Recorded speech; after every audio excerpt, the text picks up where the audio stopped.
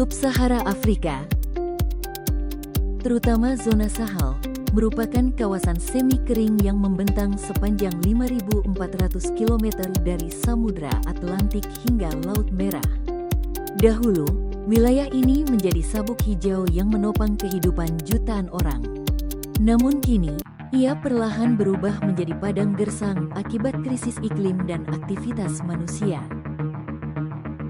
Berdasarkan preambule United Nations Convention to Combat Desertification (UNCCD) 1994, negara-negara diakui menghadapi tantangan besar akibat kombinasi kekeringan dan tekanan manusia yang menyebabkan degradasi lahan di wilayah kering, arid, semi-arid, and dry subhumid areas. Sejak tahun 1970-an, Sahel mengalami perubahan drastis. Curah hujan menurun hingga 30%, suhu meningkat rata-rata 1,5 derajat Celcius, dan hutan yang dulu lebat kini lenyap akibat kebutuhan kayu bakar dan pembukaan lahan pertanian. Tekanan ekonomi dan populasi mendorong masyarakat menggunduli lahan tanpa reboisasi, mempercepat proses desertifikasi yang kini meluas ke Afrika Timur dan Tengah. Pasal 2 Ayat 1a Paris Agreement menegaskan kewajiban negara untuk membatasi kenaikan suhu global di bawah 2 derajat Celcius dan berupaya menahannya pada 1,5 derajat C. Agenda 21 Bab 12 menekankan perlunya pengelolaan berkelanjutan terhadap daerah kering guna mencegah desertifikasi dan kekeringan.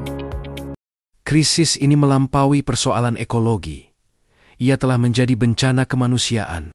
Jutaan orang kehilangan mata pencaharian. Petani meninggalkan lahan, ternak mati, dan desa-desa ditinggalkan. Konflik sumber daya meningkat, terutama antara petani dan penggembala. Krisis ini melampaui persoalan ekologi, ia telah menjadi bencana kemanusiaan.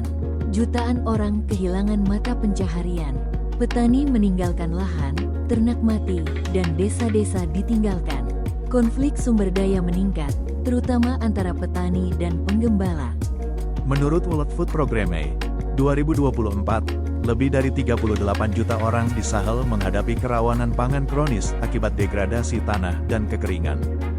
Prinsip 2 dan 7 Rio Declaration on Environment and Development menegaskan tanggung jawab bersama namun berbeda, common but differentiated responsibilities, dalam melindungi bumi.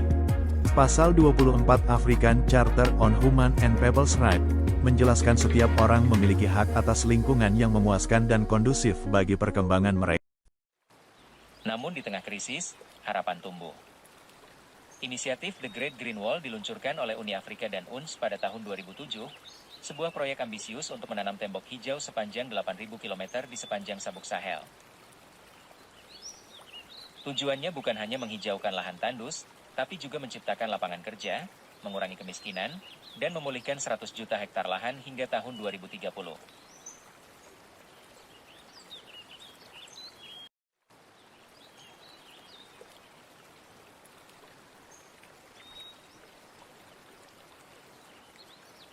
Dari tengah gurun Sahel, suara-suara harapan mulai terdengar.